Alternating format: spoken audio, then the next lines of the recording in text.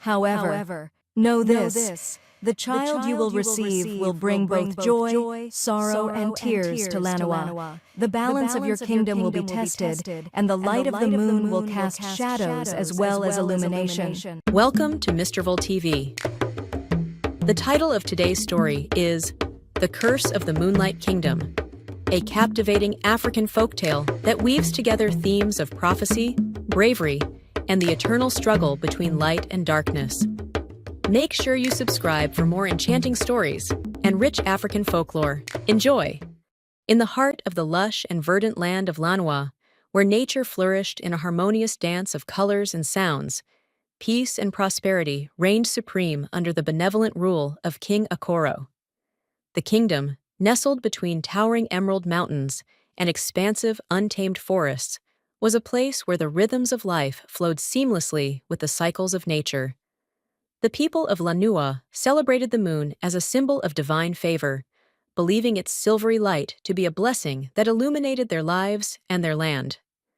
King Akoro, a ruler known for his wisdom and fairness, and his beloved queen, Malaika, were cherished by their subjects. Their reign was marked by prosperity, and the kingdom thrived under their leadership. Festivals and feasts were common, with the people gathering under the moonlight to honor their good fortune. The moonlit nights were filled with music, dance, and joyous celebrations as the kingdom reveled in the beauty and bounty bestowed upon them. Yet, despite the kingdom's outward splendor and the couple's deep love for one another, a profound sorrow shadowed their happiness. King Akoro and Queen Malaika had no children. The absence of an heir was a poignant reminder of their unfulfilled desire for a child to continue their legacy and inherit the throne. This longing for an heir was more than a personal wish. It was a concern that touched the very heart of the kingdom's future. The people of Lanois, while happy and prosperous, shared in the royal couple's sorrow. They often spoke of the royal couple's longing in hushed tones, their hearts sympathetic to the king and queen's plight. The absence of a successor cast a shadow over their otherwise bright existence, leaving the future uncertain and the continuity of their cherished traditions at risk. King Akoro and Queen Malaika were deeply aware of the weight of their unfulfilled desire. They would often walk together under the moonlight, their hands intertwined, seeking solace in each other's presence. The moonlit nights, once a source of joy and celebration, became a symbol of their unspoken grief. Despite their efforts to embrace their roles as rulers with grace and dignity, the absence of a child was a sorrow that neither could escape. As the kingdom continued to thrive, the royal couple's longing for an heir grew more pronounced. The moon, which had once been a beacon of divine blessing, now seemed to reflect their personal ache.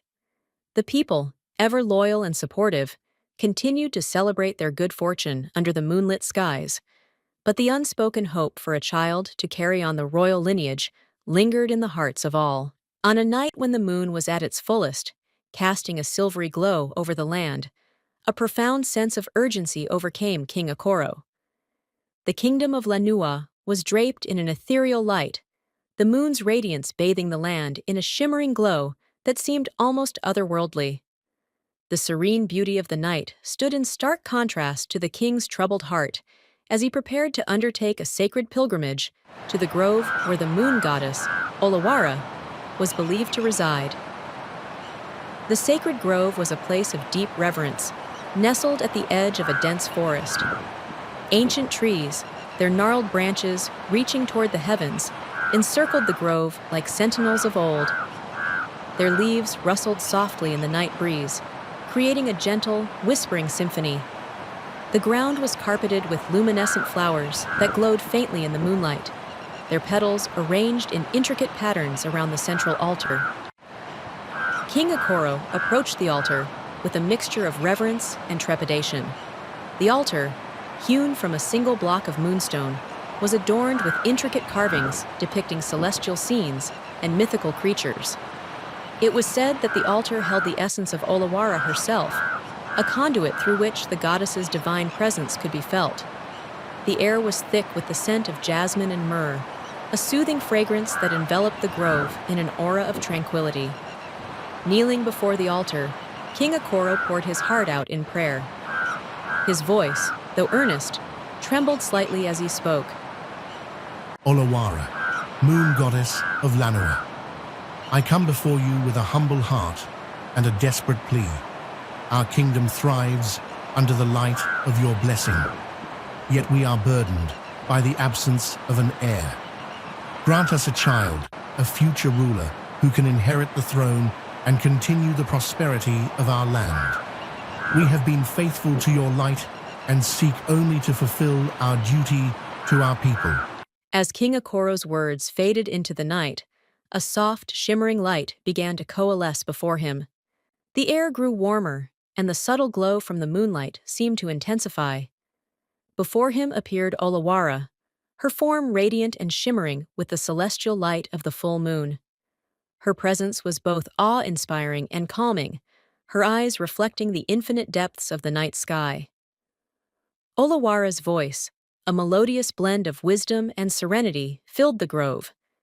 King Akoro, your devotion and the sincerity of your plea have reached me. I shall grant your wish, and a child will indeed be born to you and Queen Malaika. This child will be a beacon of hope for your kingdom, a symbol of the continuation of your lineage. The goddess's words were accompanied by a gentle, almost imperceptible sigh, as though she were weighing the gravity of her promise. However, know this, the child you will receive will bring both joy, sorrow, and tears to Lanua. The balance of your kingdom will be tested, and the light of the moon will cast shadows as well as illumination. King Akoro bowed deeply, his heart filled with a mixture of hope and apprehension. We accept this challenge, great goddess. We trust in your wisdom and seek only to fulfill our destiny. As Olawara's figure began to dissolve into the moonlight, her final words echoed softly through the grove. Remember, the light of the moon reveals both the paths of fortune and the shadows of fate. Be prepared to embrace both. With that, the goddess vanished, leaving King Akoro alone in the sacred grove. With a heavy yet hopeful heart, King Akoro left the sacred grove, carrying with him the weight of the goddess's prophecy and the promise of a future filled with both promise and peril. Months flowed by like a river of time, and with each passing day, the anticipation in Lanua grew.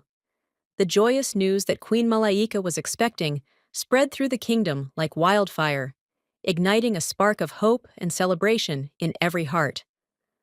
The royal couple's long-awaited wish was finally being realized, and the entire kingdom rejoiced at the prospect of a new heir. The people adorned their homes with vibrant decorations, and the air was filled with the sweet melodies of celebratory songs. It was as if the moon itself had descended to bless the land with its silvery grace, mirroring the excitement that enveloped the kingdom. The day of the birth arrived with the grandeur befitting a royal occasion. The palace was abuzz with activity as preparations for the grand festivities reached their zenith. The birth of Prince Kofi was heralded by a symphony of bells, drums, and joyous cries that echoed through the streets of Lanua. The people gathered in the palace courtyard, their faces alight with happiness and relief. The sky, adorned with a radiant full moon, seemed to bless the event with an otherworldly glow. King Akoro and Queen Malaika were overwhelmed with joy as they cradled their newborn son. The infant, swaddled in royal robes and bathed in the soft light of the moon, was the embodiment of their deepest desires.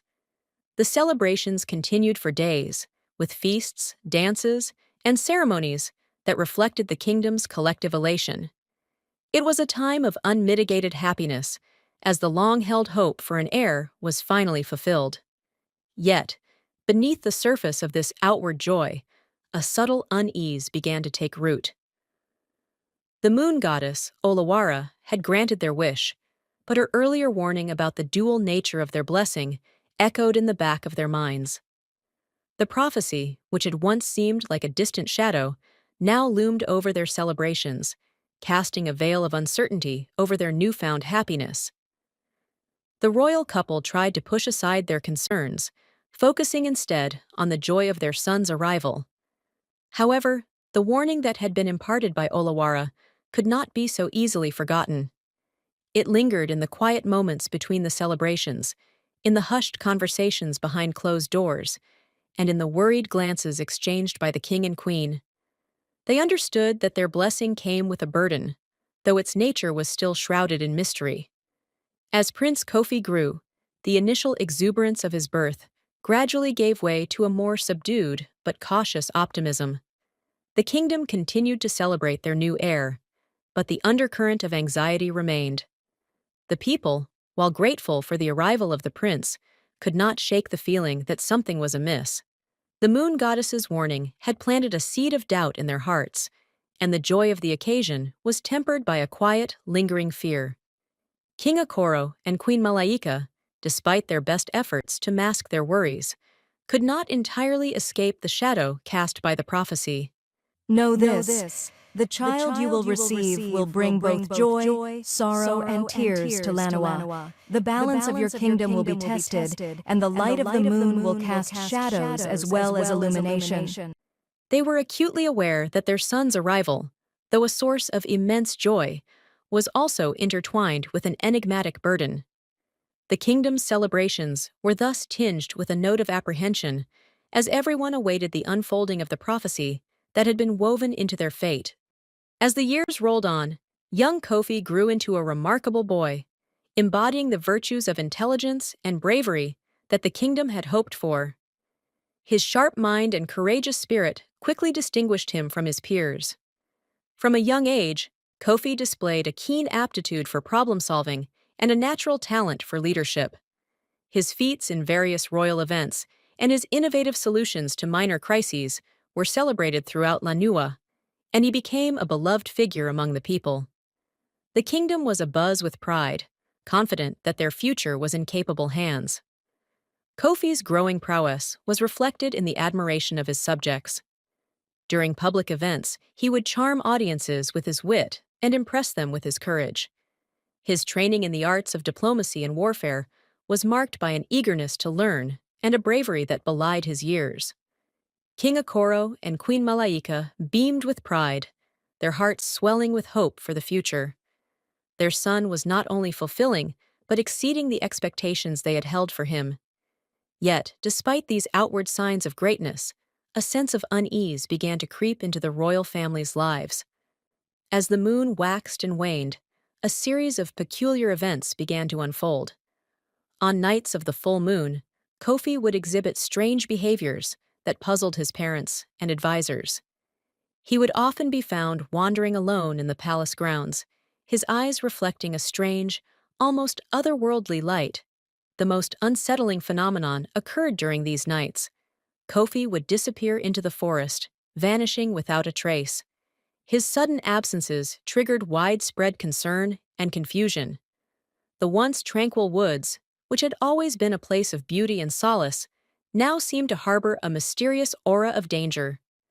The kingdom's warriors, under the command of a worried King Akoro, would conduct thorough searches every time Kofi went missing, but he would reappear with no memory of his time away. These episodes were accompanied by a growing sense of dread.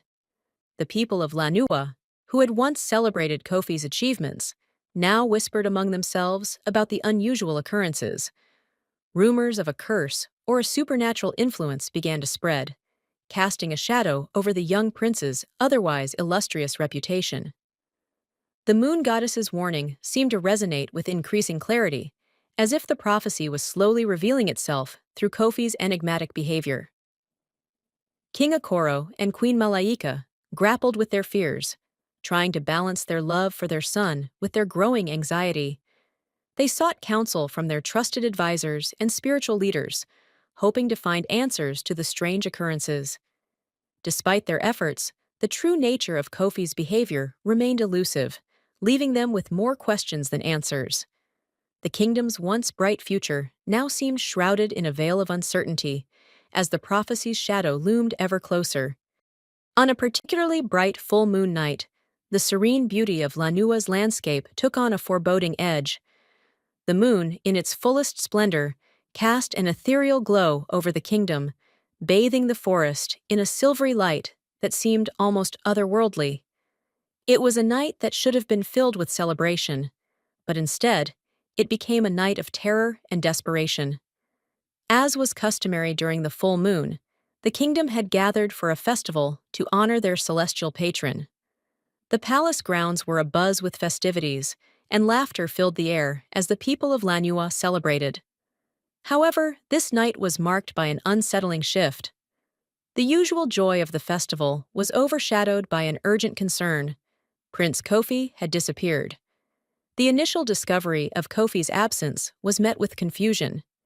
His usual presence among the revelers was replaced by a growing sense of alarm. The realization that he was missing quickly escalated into panic as the hours ticked by. King Okoro and Queen Malaika were immediately notified, their faces drained of color as they grasped the gravity of the situation. The royal couple's desperation was palpable as they sprang into action.